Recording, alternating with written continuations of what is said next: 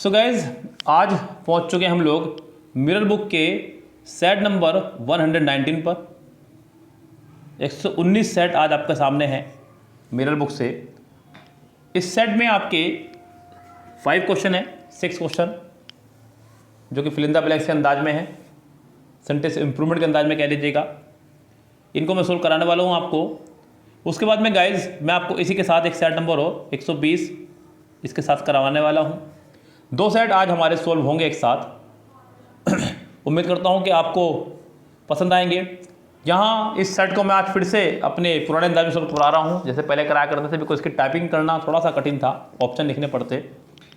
पहला सेंटेंस है, कह रहा है कि द न्यूज़, ध्यान दीजिएगा सेंटेंस है बच्चों, the news is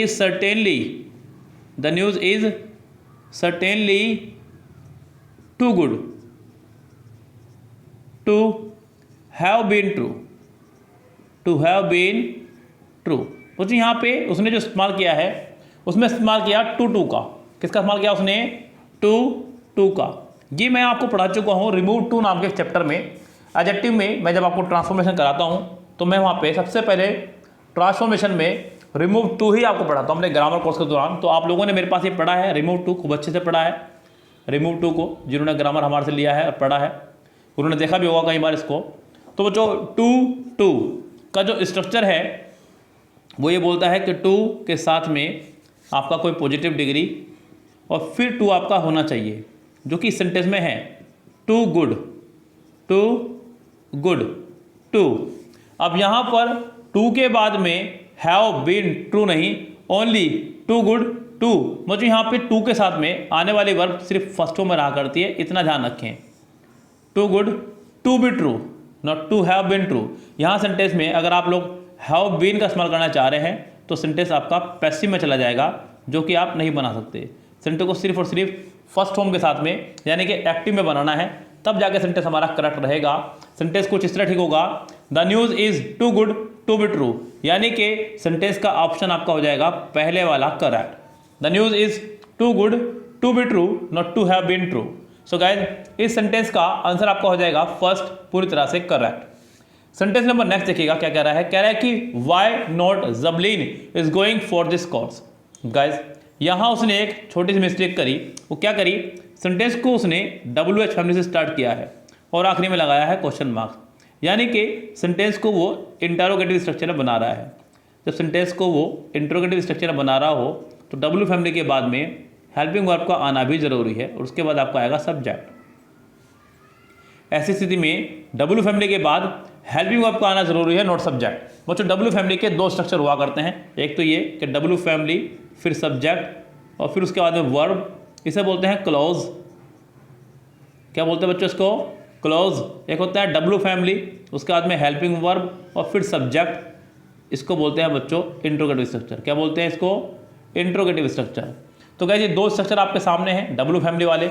W family मतलब बच्चों जो वर्ड वो जो इंट्रोगेटिव हो, why, what, when, where, who, whom, whose, which और उसके बाद में how, how much, how many. 3 word ये आपके अलग से है। तो बच्चों इनको बोलते हैं WH फैमिली। यहाँ आपका सेंटेंस कुछ इस तरह ठीक होना चाहिए था, why is Jabeen not going for this course, और आखिरी में क्वेश्चन मार्क्स आपका है जो कि रहेगा। यानी कि इस सेंटेंस का अगर मैं बात करूं आंसर की तो इसका आंसर आपका हो जाएगा फिलहाल बी करेक्ट।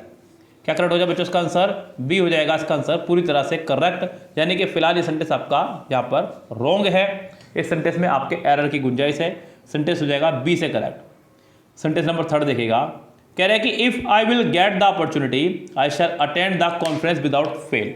तो गाइस यहाँ पर ध्यान दीजिएगा, सेंटेंस में उसने कंडीशन रखी है आपके सामने इफ की, और मैं बच्चों आपको बता चुका हूँ हमेशा कि एक ही वाक्य में डबल मॉडल वर्ब आपके कभी नहीं आएगी। एक सेंटेंस में डबल मॉडल वर्ब आपका कभी नहीं आ सकता है। इस सेंटेंस में उसने यही गड़बड़ी करी। यहाँ उसने विल और शैल दोनों का इस्तेमाल कर दिया है, पहले पार्ट में विल और दूसरे पार्ट में शैल। ऐसा संभव नहीं है, एक ही सेंटेंस में 2 मॉडल वर्ब कभी भी नहीं आ सकती। अगर ऐसा है तो वो 11 गोल्डन वर्ड मेरे याद रखेगा, if, unless, until, in case, provided, as long as, so long as, when, before, after, इनके बाद कभी मॉडल वर्ब नहीं आएगी। बच्चों अगर आपको याद नहीं है तो मैं एक बार लिख कर आपको दिखा रहा हूँ, जरा देख लीजिएगा। पहला वर्ड है इफ़, फिर अनलेस, फिर अनटिल, उसके बाद in case, provided, as long as, so long as, when, before, after और वेदर। ये 11 वर्ड हैं। अगर सेंटेंस में कभी डबल मॉडल वर्ब हो तो हमेशा इनके बाद वाली मॉडल वर्ब भी आपको हटानी है। यानी कि कंफर्म है कि सेंटेंस में आपको विल गेट वाला ही पोर्शन हटाना होगा जो कि उसने रेड किया है। विल गेट की जगह ओनली करना होगा आपको गेट। क्या करना होगा? Only get. तो गाइस सेंटेंस का आंसर आपका हो जाएगा B correct. If I get an opportunity. तो गाइस इस सेंटेंस का आंसर रहने वाला है आपका फिलहाल बी, पूरी तरह से करेक्ट। सेंटेंस नंबर नेक्स्ट देखिएगा क्या कह रहा है बच्चों। यहाँ पे कह रहा है कि नो सूनर। बच्चों ये स्ट्रक्चर मैं आपको पहले भी मैं बता चुका हूँ। जब भी सेंटेंस हमारा स्टार्ट हो नो सूनर से तो आपको उसका तुरंत बाद हैविंग वर्ब या तो हैड या डिड किसी एक का इस्तेमाल करना होगा। फिर सब्जेक्ट और यहाँ पे भी सब्जेक्ट, उसके बाद यहाँ वर्ब की थर्ड फॉर्म और यहाँ वर्ब की फर्स्ट फॉर्म। क्योंकि हैड के साथ हमेशा वर्ब की थर्ड फॉर्म आया करती है और डू डज डिड के बाद हमेशा वर्ब की फर्स्ट फॉर्म आया करती है। सो गाइस नो सूनर ही नहीं, जब भी कभी कोई सेंटेंस किसी नेगेटिव वर्ड से स्टार्ट हो, no sooner, hardly, scarcely, rarely, barely, seldom, few, little, no, neither, none, जब भी कोई वर्ड सेंटेंस किसी नेगेटिव वर्ड से स्टार्ट होगा तो बच्चों हेल्पिंग वर्ब उसके तुरंत बाद आनी अनिवार्य है। इस बात को ध्यान रखें। इसे बोलते हैं इन्वर्जन। क्या बोलते हैं बच्चों उसको? इन्वर्जन। सेंटेंस का इन्वर्जन हो जाया करता है और क्वेश्चन मार्क्स भी नहीं आया करता है। यानी कि ये बात कंफर्म है यहाँ पे कि सेंटेंस में no sooner had he arrived होना चाहिए था। सेंटेंस का आंसर आपका हो जाएगा यहाँ पे सी करेक्ट। क्या आंसर हो जाएगा बच्चों यहाँ पे? सी, पूरी तरह से करेक्ट। सेंटेंस नंबर नेक्स्ट देखिएगा। कह रहा है कि to worship idol has been our custom from time immemorial. To worship idol, to worship idol. बच्चों आइडल बोलते हैं मूर्ति को। किसको बोलते हैं? मूर्ति को। आइडल मतलब मूर्ति। तो बच्चों यहाँ पे सेंटेंस को स्टार्ट किया उसने इन्फिनेटिव से। मैंने आपसे हमेशा कहा है कि सेंटेंस में सब्जेक्ट की पोजीशन पर सिर्फ 4 चीज़ें आ सकती हैं। Number 1 noun, number 2 pronoun, number 3 gerund और बच्चों नंबर 4 आपका इन्फिनेटिव। ये 4 चीज़ें सेंटेंस में सब्जेक्ट की जगह आ सकती हैं। इन दोनों के साथ हमेशा सिंगुलर वर्ब आएगी और यहाँ डिपेंड करता है कंडीशन पर। तो फिलहाल यहाँ पे सेंटेंस हो क्या? टू वर्शिप से, to worship idols has been our custom from time immemorial. बच्चों यहाँ पे ध्यान दीजिएगा, सेंटेंस आपका पूरी तरह से करेक्ट है। इस सेंटेंस में कोई इंप्रूवमेंट की गुंजाइश नहीं है। सेंटेंस आपका फुल्ली करेक्ट है बच्चों। सेंटेंस कहूँगा मैं नो इंप्रूवमेंट, यानी कि इसका आंसर आपका हो जाएगा डी करेक्ट। क्या हो जाएगा इसका आंसर? डी, पूरी तरह से करेक्ट। अगला है he quickly ordered the boy to being brought before him. बच्चों ये तो कंफर्म है कि सेंटेंस आपका गलत है क्योंकि टू के साथ वो बीइंग लगा रहा है जो कि रॉन्ग है। क्योंकि टू के साथ हमेशा वर्ब की फर्स्ट फॉर्म आया करती है और वो लगा रहा है आईएनजी फॉर्म जो कि है आपका रॉन्ग। टू बीइंग नहीं, टू बी होना चाहिए था कम से कम। बच्चों अगर मैं बात करूँ टू बी की तो गैस वो टू बी ऑप्शन में हमारे पास है जो कि है ऑप्शन नंबर बी में। आपको दिख रहा होगा बच्चों यहाँ पे बी में लिखा है to be broad, to be broad, जो कि बिल्कुल सही होगा। तो गैस इस सेंटेंस का आंसर आपका हो जाएगा बी, पूरी तरह से करेक्ट। और गैस जैसे कि मैंने आपको बताया था कि इस सेट में सिर्फ 6 ही क्वेश्चन हैं, तो एक सेट कराऊँ यहाँ पे मैं तो ज़्यादा गलत हो जाएगा। मैंने इसके साथ में एक सेट और लगाया है 5 मार्क्स का, जिससे आपकी तैयारी और बेहतर हो सके। ये 5 मार्क्स का सेट है बच्चों, सेट नंबर 120। ये आपका SSC section officer commercial exam 2001 में आया हुआ है। क्या कह रहा है बच्चों? ध्यान दीजिएगा। कह रहा है कि if I was you I would not attend the function. बच्चों अगर आपको हमारी कल वाली क्लास याद हो, कल हमने आपको पैरामाउंट से सिंटैक्स का एक क्लास कराया था। आप लोग शायद नहीं देख रहे हैं, मुझे ऐसा लग रहा है। बच्चों पैरामाउंट बुक इंग्लिश ग्रामर की अपना में एक बहुत शानदार बुक है और मैं उसको अपने अंदाज में बिल्कुल डिस्क्रिप्टली बहुत ही अच्छे से समझाते हुए पढ़ा रहा हूँ। एक्स्ट्रा रूल्स के साथ में आपको पढ़ाता हुआ चल रहा हूँ। तो ज़रा देख लीजिएगा। कल वाले में हमने एक आपको रूल कराया था कि यदि कोई ऐसी इच्छा जो ना तो पूरी हुई और ना ही पूरी होगी, यानी कि कोई ऐसी इच्छा जो ना तो पूरी हुई और ना ही पूरी होगी, ऐसी कंडीशन में आप इफ़,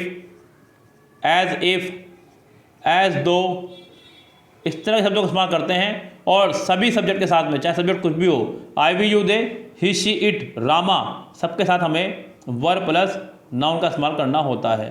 तो गाइस यहाँ सेंटेंस में हमारा subject plus verb plus noun का इस्तेमाल होगा। सेंटेंस बनेगा हमारा इफ़ आई वर यू, यदि मैं तुम्हारी जगह होता। यानी कि सेंटेंस के ए पार्ट में हो चुके हैं फिलहाल आपके एरर। सेंटेंस नंबर नेक्स्ट देखिएगा, कह रहा है कि he did nothing as than play. Guys यहाँ पे देन की बात कर रहा है यहाँ पे, जबकि बच्चों यहाँ पे देन का इस्तेमाल नहीं होगा। ही डिड नथिंग एज, बच्चों एज के साथ में कभी अगर आपको कंजक्शन के तौर पर लगाना हो तो आप देन नहीं, सिर्फ और सिर्फ बट का इस्तेमाल क्या करते हैं, किसका इस्तेमाल करते हैं बच्चों, बट का। देन के एज के साथ में कभी आपको कंजक्शन लगानी हो तो हम सिर्फ और सिर्फ बट का इस्तेमाल करते हैं। यहाँ सी पार्ट में आपको he did nothing as but play, उसने कुछ नहीं किया खेलने के अलावा। यहाँ सेंटेंस के सी पार्ट में हो गई है फिलहाल पूरी तरह से error. It is high time, he stood on his own two leg. बच्चों यहाँ पे सेंटेंस है आपका इट इज़ हाई टाइम से शुरू। सेंटेंस में जब भी कभी आपको इट इज़ हाई टाइम या फिर इट इज़ टाइम दिखाई दे, इट इज़ हाई टाइम या फिर इट इज़ टाइम दिखाई दे, सेंटेंस का दूसरा पार्ट हम लोग सब्जेक्ट प्लस वर्ब की सेकंड फॉर्म में बनाया करते हैं। सेंटेंस बनेगा it is high time he stood, बिल्कुल ठीक है, सेकंड फॉर्म है स्टूड आपकी, बिल्कुल ठीक है बच्चों। लेकिन on his own two legs, यहाँ सेंटेंस में उसने गड़बड़ी कर दी। सेंटेंस में क्या कर दिया उसने, अपने खुद के दो पैरों पर। बच्चों पैर दो ही हुआ करते हैं, आपको ये कहने की यहाँ पे आवश्यकता नहीं है कि two legs, on his legs, on his legs. Sentence के सी पार्ट में हो गई आपके एरर, वहाँ से आपको टू को हटाना होगा। सेंटेंस नंबर नेक्स्ट देखेगा, कह रहा है कि knowledge of at least two languages are required to pass the examination. Guys ध्यान दीजिएगा, सेंटेंस का जो सब्जेक्ट है वो है नॉलेज। क्या है, नॉलेज।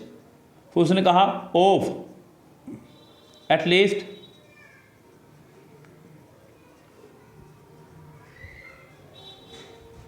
To languages. बच्चों मैंने आपसे हमेशा कहा है कि प्रिपरेशन के बाद वाले पार्ट को सेंटेंस में कुछ नहीं मानते हैं। सेंटेंस का सब्जेक्ट रहेगा आपका नॉलेज, और नॉलेज के हिसाब से आपकी वर्ब आनी है, जो कि आपका एक एब्स्ट्रैक्ट नाउन, इसके साथ आपकी रहेगी सिंगुलर वर्ब। तो यहाँ पे आर नहीं, आपका इज होना चाहिए था। सेंटेंस का सी पार्ट में आपको आर की जगह इज का इस्तेमाल करना होगा। यस गाइस, तो सेंटेंस के सी पार्ट में हो गई है आपके फिलहाल एरर। कह रहा है कि when I arrived I found them both sitting at the table waiting on me. बिल्कुल नहीं बच्चों, वेट के साथ हमेशा हम लोग फोर का इस्तेमाल करते हैं, और का नहीं। तो बच्चों यहाँ पे सेंटेंस में सी पार्ट में ऑन की जगह आपको फोर का इस्तेमाल करना होगा, जो कि रूल है। वेट के साथ में हमेशा फोर का इस्तेमाल किया जाता है। बच्चों ये दो वर्ब है आपकी, ध्यान देना। एक तो है आपका वेट, जिसके साथ हमेशा फोर का इस्तेमाल हुआ करता है, और इसी का दूसरा भैया आपका एक अवेट, जिसके साथ में कोई प्रपोजिशन आपकी नहीं आएगी। यस गाइस, सेंटेंस का सी पार्ट आपका पूरी तरह से रॉन्ग है। ओके गाइस, तो फिलहाल गाइस आज की इस वीडियो में मैंने आपको दो सेट कराए हैं, सेट नंबर 119, सेट नंबर 120। ये आपका एनडीए में आया हुआ सेट था एक, और ये आपका एसएससी में आया हुआ एक सेट था।